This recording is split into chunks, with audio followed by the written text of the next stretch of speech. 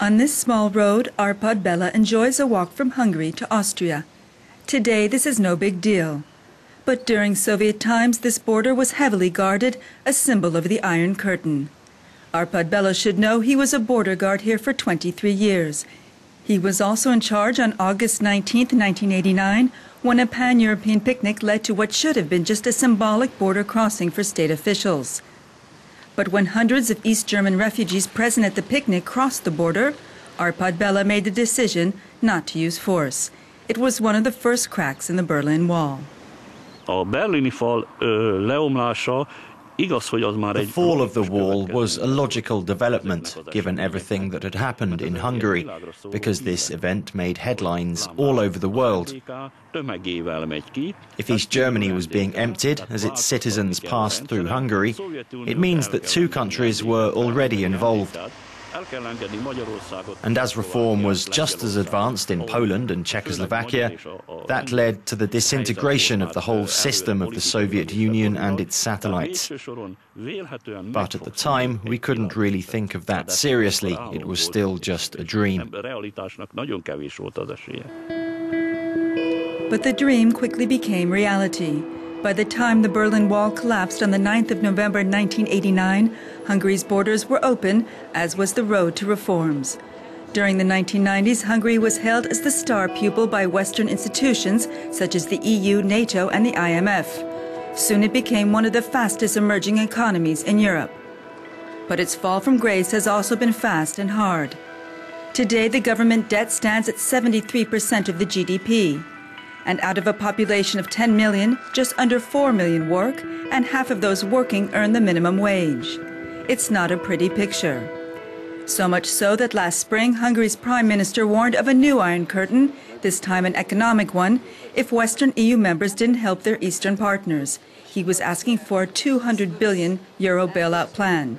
He didn't get it. He has since resigned. Laszlo Saba is an economist. I mean, these are 20 years of missed opportunities, starting from the very outset when it all started, that the political class did not tell the truth to people how difficult situation we are at the moment. That time I was part of an expert group which was advising both major then oppositional party, the Liberals and the Conservatives, and we say, look, I mean, you should just have to tell people that the country is bankrupted and there is no room for immediate recovery. It's not going to be the replication of the post-war reconstruction and recovery. And politicians were shying away from telling the truth to people. This Iron Curtain was a fear rather than a reality. It has not materialized. This is the Levi's blue jean factory in the southern city of Kiskunhalas. It was the pride of the town when it set up shop here in 1988, just before the collapse of the Iron Curtain. But today, its gates are shut. The empty site bears testimony to today's financial crisis. Etelka and Hajnalka used to work here until the factory closed down last June. I worked here for 19 years. I love the atmosphere here, and this is the first time I've been back since it closed. It's quite upsetting.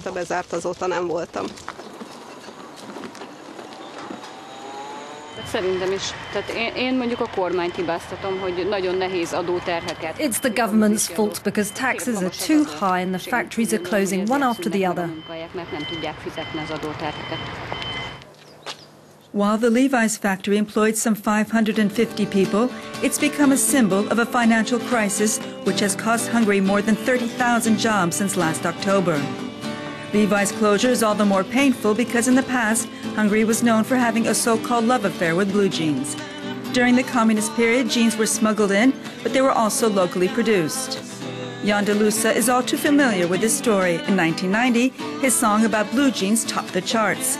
Like the Levi's factory, his song was a sign of Hungary's changing times, of an opening towards the West and free market principles.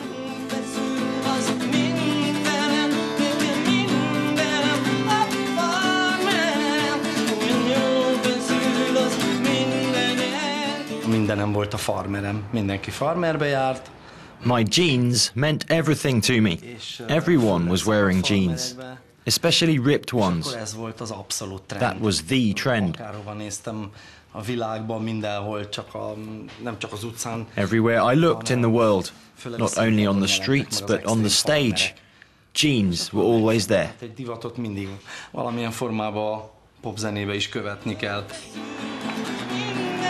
This is the Trapper Jeans shop in Budapest. It's the only one left. Its owner, Sándor Nadashi, is proud to point out that Trapper has been around since 1978 and that unlike Levi's, Trapper jeans are still made in Hungary. Despite the fact that Nadashi sold more jeans during the communist period, he says he's not nostalgic for the old system, but that change takes time.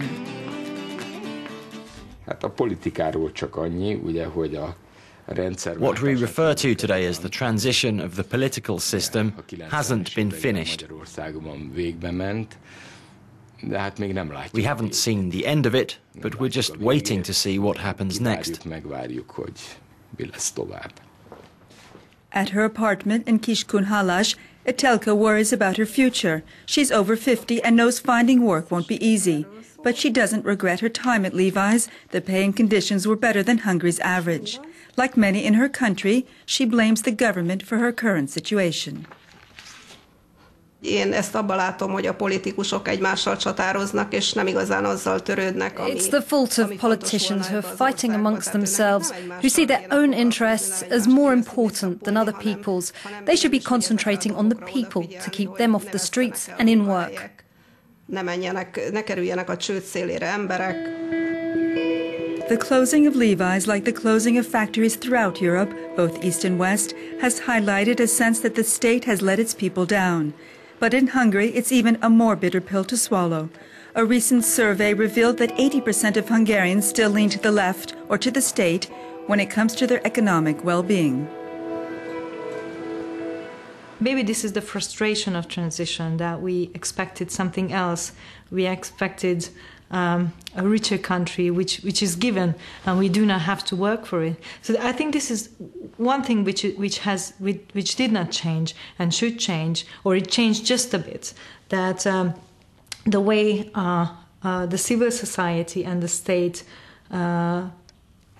communicate with each other, and I think civil society is still do not exist.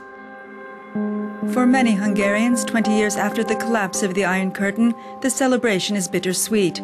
There's pride in what their country has achieved, but also a certain nostalgia, not for the past, but for missed opportunities during the transition.